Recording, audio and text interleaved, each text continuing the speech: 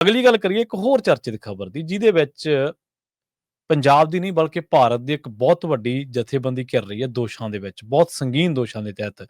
ਚੋਣ ਕਮਿਸ਼ਨ, ਰਾਹੁਲ ਗਾਂਧੀ ਨੇ ਜਿਸ ਤਰੀਕੇ ਦੇ ਨਾਲ ਚੋਣ ਕਮਿਸ਼ਨ ਦੀਆਂ ਕਈ ਗੱਲਾਂ ਦਾ ਪਰਦਾਫਾਸ਼ ਕੀਤਾ ਤੇ ਕਈ ਸੰਗੀਨ ਇਲਜ਼ਾਮ ਲਾਏ ਨੇ, ਉਹਨਾਂ ਨੇ ਤਾਂ ਇੱਥੋਂ ਤੱਕ ਕਹਿ ਦਿੱਤਾ ਵੀ ਚੋਣ ਕਮਿਸ਼ਨ ਨੇ ਭਾਜਪਾ ਦੇ ਨਾਲ ਮਿਲ ਕੇ ਵੋਟ ਚੋਰੀ ਕੀਤੀ।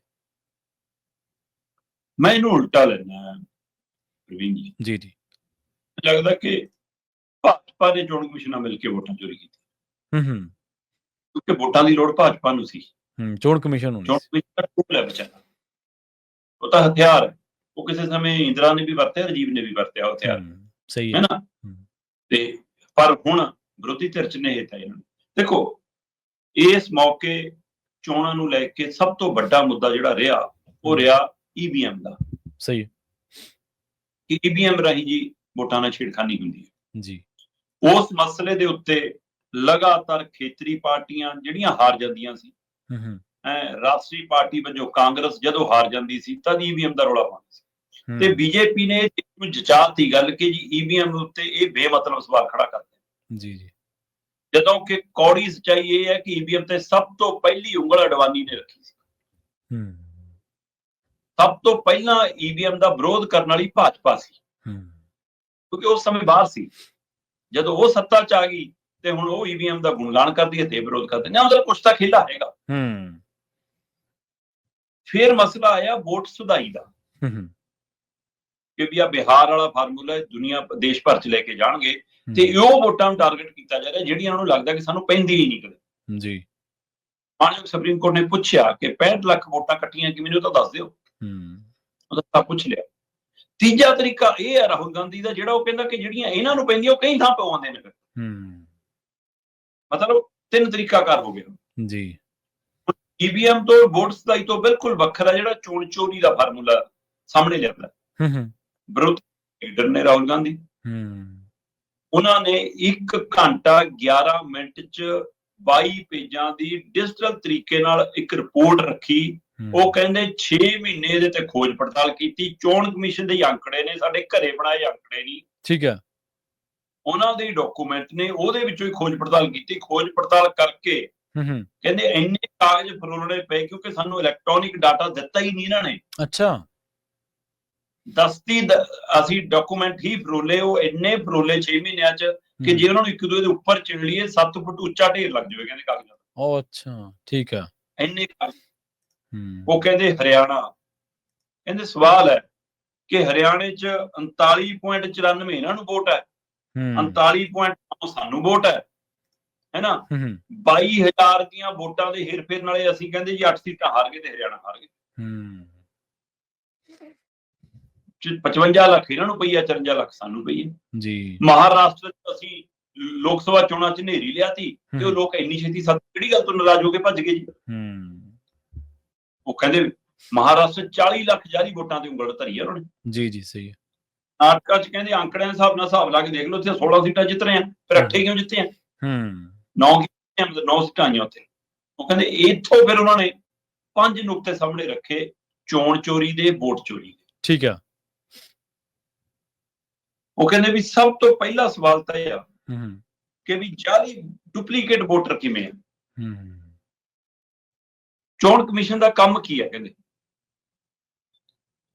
ਉਹਨਾਂ ਨੇ ਇੱਕ ਹਲਕੇ ਦੀ ਉਦਾਹਰਨ ਦੇ ਕੇ 5 ਨੁਕਤਿਆਂ ਨਾਲ ਸਮਝਾਇਆ ਕਿ ਪੂਰੇ ਮੁਲਕ ਚ ਕਿਵੇਂ ਵਾਪਰਿਆ। ਠੀਕ ਹੈ। ਉਹ ਇੱਕ ਹਲਕੇ ਦੀ 6.5 ਲੱਖ ਵੋਟ ਹੈ, ਉਹਦੇ ਵਿੱਚ ਲੱਖ ਵੋਟ ਚੋਰੀ ਵਾਲੀ ਹੈ।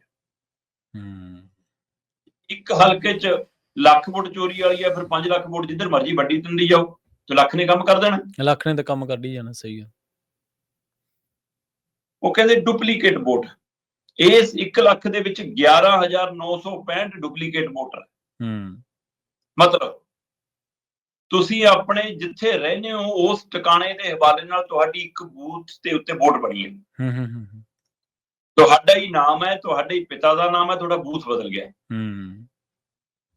ਅਜਿਹੀਆਂ ਇੱਕ ਹਲਕੇ ਚੋਂ 11,965 ਵੋਟਾਂ ਉਹਨਾਂ ਨੇ ਪਿੰਨ ਪੁਆਇੰਟ ਕਰਕੇ ਸਾਹਮਣੇ ਰੱਖਤੀਆਂ। ਕਿਆ ਚੱਕੋ ਜੀ ਆ ਡੁਪਲੀਕੇਟ ਵੋਟਾਂ ਨੇ। ਜੇ ਇੱਕ ਹਲਕੇ ਚ ਨੇ ਤਾਂ ਬਾਕੀ ਜੀ ਸਹੀ ਹੈ। ਇੱਕੋ ਬੰਦਾ ਪਿਓ ਦੀ ਔਲਾਦ ਵੋਟਾਂ ਪਾ ਰਿਹਾ ਉਹ 4 ਥਾਂ। ਫਿਰ ਜਾਲੀ ਪਤੇ 40,000 ਤੋਂ ਵੱਧ 40,009 ਇੱਕ ਹਲਕੇ ਦੇ ਹਿਸਾਬ ਨਾਲ ਉਹਨਾਂ ਨੇ ਕੱਢ ਕੇ ਅੰਕੜਾ ਰੱਖਤਾ ਕਿ 40,009 ਉਹ ਨੇ ਜੀ ਜਿਹੜੇ ਜਾਲੀ ਪਤੇ ਨੇ। ਮਤਲਬ ਤੁਹਾਡੀ ਵੋਟ ਦਰਜ ਹੈ, ਤੁਹਾਡਾ ਨਾਂ ਦਰਜ ਹੈ, ਤੁਹਾਡੇ ਪਿਤਾ ਦਾ ਨਾਂ ਦਰਜ ਹੈ, ਤੁਹਾਡੀ ਫੋਟੋ ਲੱਗੀ ਹੈ, ਤੁਹਾਡਾ ਪਤਾ ਲਿਖਿਆ। ਪਤੇ ਤੇ ਜਾਓ, ਅੱਗੇ ਸ਼ਰਾਬ ਦੀ ਫੈਕਟਰੀ ਲੱਭਦੀ ਹੈ। ਪਤੇ ਤੇ ਜਾਓ, ਅੱਗੇ ਰੜਾ ਮੈਦਾਨ ਪਿਆ, ਖਾਲੀ ਜੰਗਲ। ਘਰ ਨਹੀਂ। ਪਤੇ ਤੇ ਜਾਓ, ਕੋਈ ਝੋਪੜ ਪੱਟੀ ਹੈਗੀ ਹੈ, ਉੱਥੇ ਉਹ ਬੰਦਾ ਰਹਿੰਦਾ ਹੀ ਨਹੀਂ ਜਿਹਦਾ ਨਾਂ ਹੈ। ਉਹਨਾਂ ਨੂੰ ਪਤਾ ਹੀ ਨਹੀਂ ਜੇ ਕਿਸ ਦਾ ਘਰ ਬਾਰ ਹੈ ਉਸ ਪਤੇ ਤੇ, ਕਿ ਇੱਥੇ ਵੀ ਕੋਈ ਇਹ ਕੁਛ ਹੈਗਾ। ਫੈਕਟਰੀਆਂ ਦੇ ਦੁਕਾਨਾਂ ਦੇ ਨਾਂ ਦੇ ਉੱਤੇ ਜਿਵੇਂ ਉਹ ਟਰੱਕ ਵਾਲੀਆਂ ਨੰਬਰ, ਸਕੂਟਰ ਵਾਲੀਆਂ ਨੰਬਰ ਪਲੇਟਾਂ ਟਰੱਕਾਂ ਤੇ ਲਾ ਕੇ ਮਾਲ ਢੋਲਿਆ, ਉਹ ਕੰਮ। ਇਹ 40,000 ਅਜਿਹਾ ਮਾਮਲਾ ਫੜ ਹੋਇਆ ਜੀ ਇੱਕ ਹਲਕੇ ਚ। ਫਿਰ ਆ ਗਿਆ ਤੀਜਾ, ਇੱਕ ਪਤੇ ਤੇ ਦਰਜ ਵੋਟਾਂ। ਮਤਲਬ ਇੱਕ ਘਰ ਚ 4 ਜੀ ਵੀ ਹੋ ਸਕਦੇ ਆ, ਇੱਕ ਘਰ ਚ 6 ਵੀ ਹੋ ਸਕਦੇ, ਇੱਕ ਘਰ ਚ 10-12 ਵੀ ਹੋ ਸਕਦੇ ਆ, ਪਰ ਇੱਕ ਘਰ ਚ 80 ਮੈਂਬਰ ਵੀ ਹੋ ਸਕਦੇ ਆ। ਘਰ ਹੈ ਕਿ ਧਰਮਸ਼ਾਲਾ? ਸਹੀ ਹੈ। ਇੱਕ ਘਰ ਚ 46 ਵੋਟਾਂ। ਅਜਿਹੀਆਂ 10,452 ਵੋਟਾਂ ਫੜੀਆਂ ਇੱਕ ਹਲਕੇ ਚ, ਜਿਹੜੀਆਂ ਇੱਕ ਘਰ ਚ ਇੰਨੇ ਨੇ ਪਤਿਆਂ ਤੇ ਬਣੀਆਂ ਨੇ, ਜਿਹੜੀ ਜਦੋਂ ਕਿ ਉੱਥੇ ਕੋਈ ਰਹਿੰਦੇ ਹੀ ਨਹੀਂ ਉਹਨਾਂ ਜੀ। ਫਿਰ ਤਸਵੀਰ ਹੈ ਹੀ ਨਹੀਂ। ਮਤਲਬ ਚੋਣ ਕਮਿਸ਼ਨ ਦੀ ਪਹਿਲੀ ਹਦਾਇਤ ਹੈ ਕਿ ਵੋਟਰ ਕਾਰਡ ਤੇ ਫੋਟੋ ਤੇ ਵੋਟਰ ਸੂਚੀ ਤੇ ਫੋਟੋ, ਉਹਦਾ ਮਿਲਾਨ ਹੋਣਾ ਜ਼ਰੂਰੀ ਹੈ। ਏਜੰਟਾਂ ਦੀ ਵੀ ਜ਼ਿੰਮੇਵਾਰੀ ਹੈ ਤੇ ਚੋਣ ਅਧਿਕਾਰੀਆਂ ਦੀ ਵੀ ਜ਼ਿੰਮੇਵਾਰੀ, ਜਿਹੜੇ ਵੋਟਾਂ ਪਾਉਂਦੇ ਨੇ। ਆਨ ਕਰਕੇ ਦੇਖਣਾ ਉਹੀ ਬੰਦਾ ਜੀ, ਉਹ ਫੋਟੋ ਹੀ ਨਹੀਂ। ਬਿਨਾਂ ਫੋਟੋ ਤੋਂ ਵੋਟ ਕਿਵੇਂ ਬਣ ਗਈ? ਜਦੋਂ ਕਿ ਜੇ ਵੋਟਰ ਕਾਰਡ ਨਹੀਂ ਹੈਗਾ, ਕਿਸੇ ਹੋਰ ਡਾਕੂਮੈਂਟ ਦੇ ਆਧਾਰ ਤੇ ਵੋਟ ਪੈਣੀ ਹੈ, ਤਾਂ ਵੋਟ ਉਸੇ ਡਾਕੂਮੈਂਟ ਦੇ ਆਧਾਰ ਤੇ ਪੈਂਦੀ ਹੈ ਜਿਹਦੇ 'ਚ ਵੋਟ ਲੱਗੀ ਹੋਵੇ, ਫੋਟੋ ਲੱਗੀ ਹੋਵੇ ਤੁਹਾਡੀ। ਸਹੀ। ਚਾਹੇ ਤੁਹਾਡਾ ਪਾਸਪੋਰਟ ਹੋਵੇ, ਚਾਹੇ ਤੁਹਾਡੀ ਬੈਂਕ ਦੀ ਕਾਪੀ ਹੋਵੇ, ਹੈ ਨਾ, ਚਾਹੇ ਤੁਹਾਡਾ ਆਧਾਰ ਕਾਰਡ ਹੋਵੇ, ਉਹ 'ਚ ਫੋਟੋ ਹੈ ਤੁਹਾਡੀ। ਤੇ ਬਿਨਾਂ ਫੋਟੋ ਤੋਂ ਕਿਵੇਂ ਬਣ ਗਈਆਂ? 4,132 ਇੱਕ ਹਲਕੇ 'ਚ ਜਿਹੜੀਆਂ ਵੋਟਾਂ ਬਣੀਆਂ, ਜਿਹੜੀਆਂ ਬਿਨਾਂ ਫੋਟੋ ਤੋਂ ਹੀ ਬਣੀਆਂ ਨੇ, ਤੇ ਪਈਆਂ ਵੀ ਨੇ, ਭੁਗਤੀਆਂ ਵੀ ਨੇ। ਠੀਕ ਹੈ। ਫਿਰ ਫਾਰਮ 6 ਜਾਲਸਾਜੀ। ਫਾਰਮ 6 ਦਾ ਮਤਲਬ ਇਹ ਪਹਿਲੀ ਵਾਰ ਵੋਟ ਬਣੀ ਹੈ ਜੀ ਤੁਹਾਡੀ। 33,492 ਦੇ ਕਰੀਬ ਅਜਿਹੀਆਂ ਵੋਟਾਂ ਫੜ ਹੋਈਆਂ, ਜਿਹੜੀਆਂ ਫਾਰਮ 6 ਦੇ ਤਹਿਤ ਨਵੀਆਂ ਵੀ ਬਣੀਆਂ ਸੀ ਤੇ ਪਹਿਲਾਂ ਵੀ ਬਣੀਆਂ ਹੋਈਆਂ। ਤੇ ਫਿਰ ਉਹ ਸਿਆਹੀ ਕਿੱਥੇ ਚਲੀ ਜਾਂਦੀ ਹੈ? ਕੌਣ ਪਾ ਜਾਂਦਾ ਉਹਨਾਂ ਦੀ ਵੋਟ 2-2 ਵਾਰ, 3-3 ਵਾਰ? ਸਹੀ ਹੈ। ਇਹ ਸਵਾਲ ਨੇ। ਸੋ 33,492 ਇੱਕ ਹੈ ਜੀ ਫਾਰਮ ਵਾਲੀਆਂ ਜਾਲੀ ਵੋਟਾਂ, 40,000 ਇੱਕ ਹੈ ਜਾਲੀ ਪਤੇ ਵਾਲੀਆਂ ਵੋਟਾਂ, 11,000 ਡੁਪਲੀਕੇਟ ਵੋਟਾਂ ਨੇ, 10,000 ਇੱਕ ਪਤੇ ਤੇ ਦਰਜ ਗਲਤ ਵੋਟਾਂ ਨੇ, ਤਸਵੀਰ ਵਾਲੀਆਂ 4,000 ਨੇ। ਮਿਲਾ ਕੇ 1 ਲੱਖ ਤੋਂ ਉੱਪਰ ਜਾਂਦਾ ਜੀ ਅੰਕੜਾ ਇੱਕ ਹਲਕੇ ਦਾ। ਵਿਰੋਧੀ ਧਿਰ ਦਾ ਲੀਡਰ ਕਹਿੰਦਾ ਵੀ ਕਿ ਹੋਰ ਨਹੀਂ ਤਾਂ ਜੁਡੀਸ਼ੀਅਲ ਖੁਦੇ ਨੋਟਿਸ ਲੈ ਲਵੇ। ਮੈਂ ਕਹਿੰਦਾ ਆਪਾਂ ਇਹ ਮੰਨ ਕੇ ਚੱਲੀਏ ਕਿ ਰਾਹੁਲ ਗਾਂਧੀ ਦੇ ਸਾਰੇ ਅੰਕੜੇ ਆਪਣੀ ਹਾਰ ਦੀ ਤਕਲੀਫ ਚੋਂ। ਠੀਕ ਹੈ।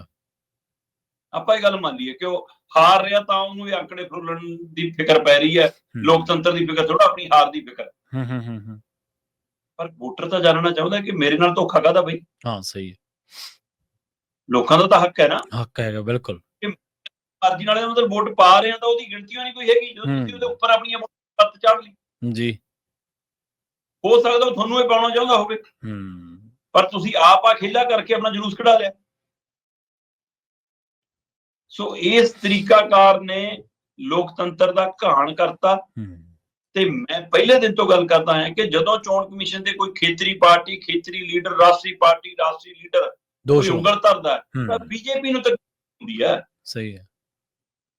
ਸਵਾਲ ਤਾਂ ਚੋਣ ਕਮਿਸ਼ਨ ਨੂੰ ਹੈ ਤੇ ਬੀਜੇਪੀ ਦੀ ਤਕਲੀਫ ਹੈ, ਇਸ ਲਈ ਹੈ ਕਿ ਫਿਰ ਮਿਲੀ ਭੁਗਤ, ਚੋਰ ਮਸੇਰਾ। ਸੋ ਇਹ ਮਿਲ ਕੇ ਖੇਡਿਆ ਜਾ ਰਿਹਾ ਖੇਲ, ਇਹ ਬਹੁਤ ਵੱਡਾ ਖੁਲਾਸਾ।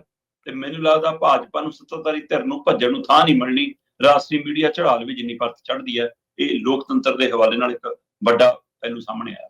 ਹੁਣ ਕਈ ਲੋਕ ਕਹਿ ਰਹੇ ਆ ਵੀ ਉਹ ਚੋਣ ਕਮਿਸ਼ਨ ਤੋਂ ਐਫੀਡੈਵਿਟ ਮੰਗ ਰਿਹਾ ਕਿ ਬਈ ਤੂੰ ਆਪਣੀ ਸਿਆਹੀ, ਆਪਣੀ ਜਿਹੜੀ ਸਹੀ ਗੱਲ ਆ ਉਹਨੂੰ ਸਾਬਤ ਕਰਨ ਦੇ ਲਈ ਐਫੀਡੈਵਿਟ ਦੇ ਦੇ।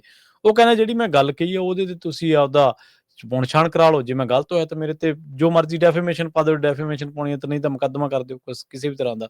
ਪਰ ਜਿਸ ਤਰੀਕੇ ਨਾਲ ਟੀਮ ਨੇ ਕੰਮ ਕੀਤਾ, ਰਾਹੁਲ ਗਾਂਧੀ ਨੇ ਨਹੀਂ ਬਲਕਿ ਉਹਦੀ ਟੀਮ ਨੇ ਜਿਸ ਤਰੀਕੇ ਦੇ ਨਾਲ ਇਹਦੇ ਤੇ ਪੜਤਾਲ ਕੀਤੀ ਹੈ, ਉਹ ਵਾਕਈ ਕਾਬਲੇ ਤਾਰੀਫ ਹੈ।